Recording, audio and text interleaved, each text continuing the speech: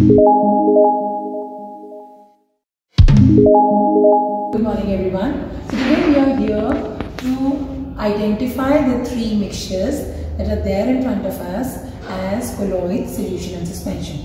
So the aim for this practical says to prepare a true solution of common salt in water, a suspension of fine sand in water and a colloidal solution of starch in water. Right? So we will be identifying them on the basis of transparency, filtration criteria and stability. Okay, so what are the materials required? We need to have a test tube stand which is having test tubes placed onto it. Now children, ensure one thing: whenever we are keeping the test tubes inverted, that means these are the unused test tubes. When we keep the test tubes like this, this means it is a used test tube. Okay, so we have taken the test tube stand and the test tubes. We have taken these three mixtures. Okay, mixture 1, mixture 2 and mixture 3. Out of these three mixtures, we need to identify them as colloids, solution and suspension. Okay, so we've already discussed a lot about mixtures in chapter 2. Okay, so now we will be identifying them on the basis of, as I mentioned, transparency, filtration criteria and stability. So let's get started and let's see on what all conditions we can identify them. Okay, so in the first test tube, I am taking the first mixture. Children, ensure one thing, that whenever we are taking the solution in the test tube, it should be always at the eye level, right? Okay, and we should use droppers to put the chemicals inside the test tube. So this is solution 1. Then in the next test tube, I'll take mixture 2.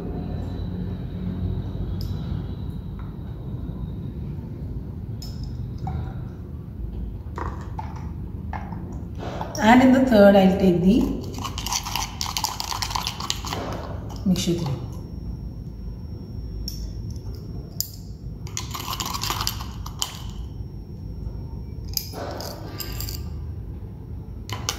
Okay.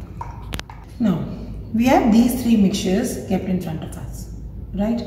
So, first of all, we need to make an observation table. We need to check their particle size. We have already discussed that in the class. We need to check their transparency and we need to check their homogeneity, their stability, as well as how do we filter them.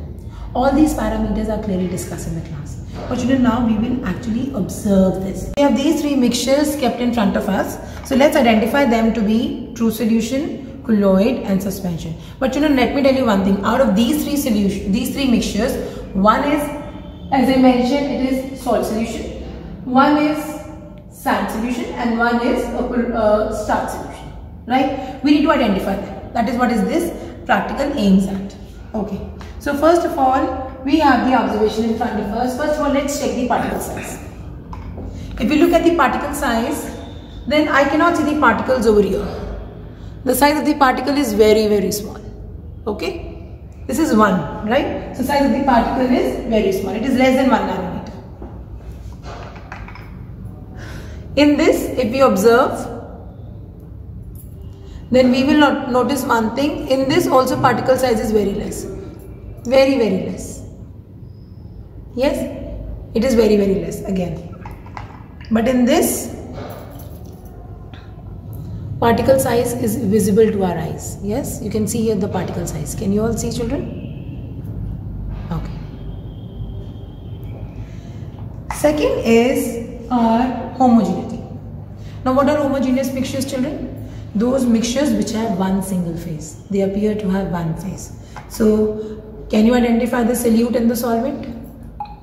No, we don't know where is the solute, where is the solvent. So it appears to have one phase. So what is this? This is homogeneous.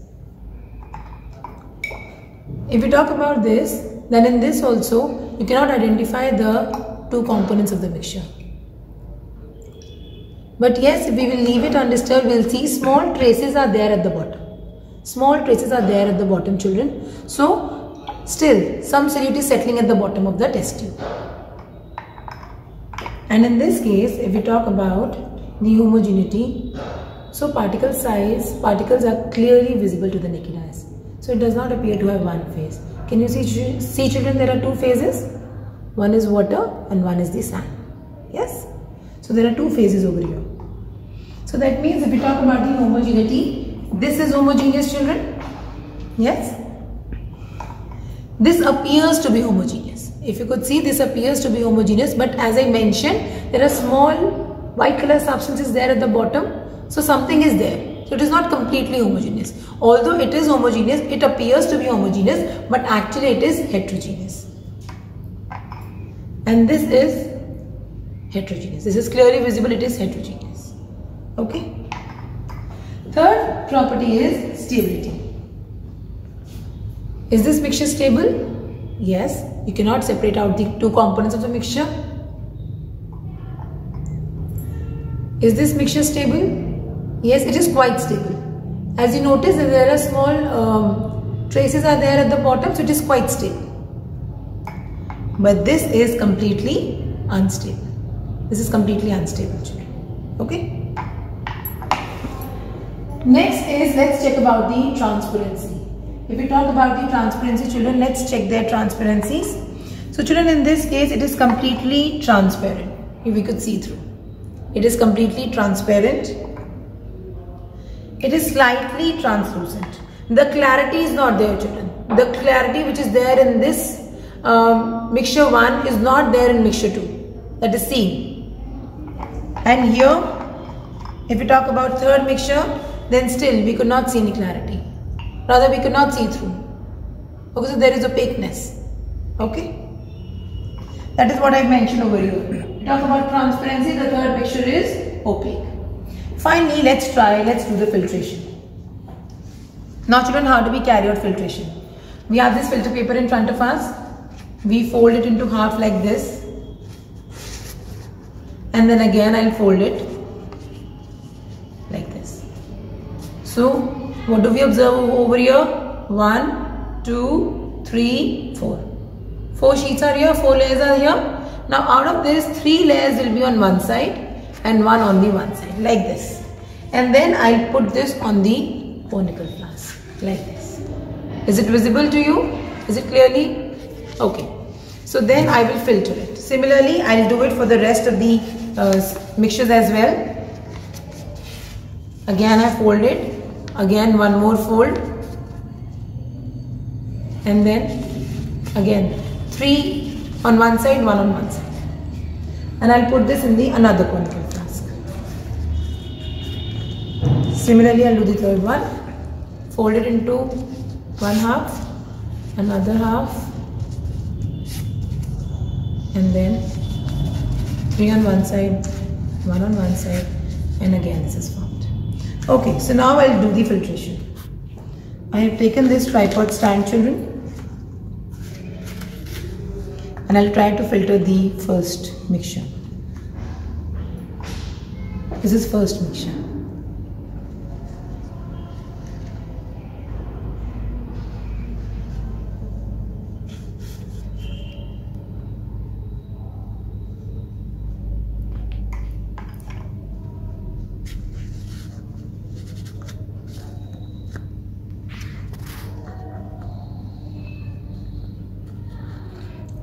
Okay, so this is we have already done for mixture 1. Now I'll do for mixture 2.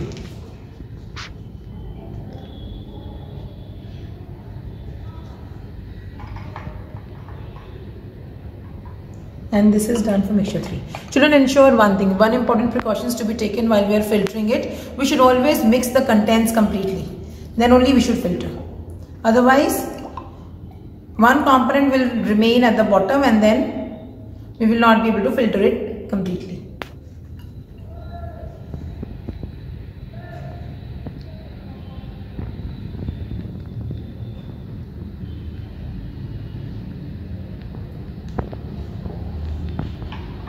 Okay, so now filtration is taking place over here.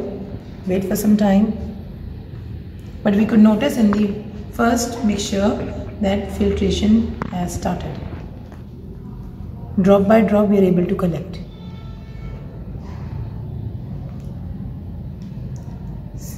Could you see the drops? It is there in the second mixture also, see. dropping, it's getting filtered, and in the third case also it is getting filtered.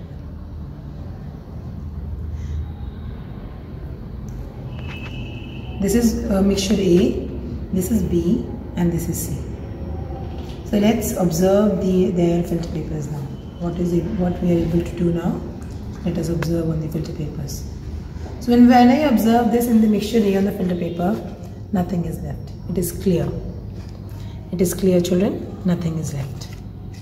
That means all the contents have passed through the filter paper, right? And in this case, if I talk about, filtration is still taking place. Okay, small amount is still left. Okay, let's move on to this one.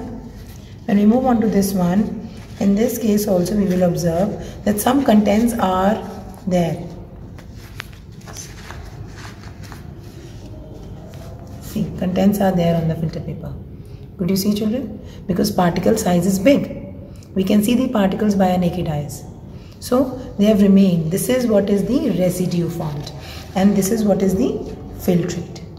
This is the residue and this is the filtrate observed. Okay, children? But in this case, again there is a small residue left. There is a small residue left. Although it's not clearly visible, but yes, there is left. So children, on the basis of these properties, we can identify first as the solution, second as the colloid, and third mixture as the suspension. I repeat, this is our salt solution, this is our starch solution that is prepared, and this is the sand solution, right? So this is the solution, this is the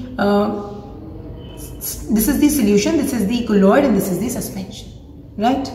Okay, finally, don't forget to mention the precautions, children, that is always required, that do not waste chemicals. You should use chemicals always wisely, and always stir the contents before we carry out filtration. Now, finally, I would like to mention one thing over here, children. This starch solution that was prepared, I need to just mention this thing. Starch solution was prepared by boiling. We have taken some contents, we have stirred it, mixed it, and we boiled it, and then we left it undisturbed for some time. That is how starch solution is prepared. And I hope that this is clearly discussed in the class as well by the teachers. So kindly take a note of the preparation of the starch solution. Thank you.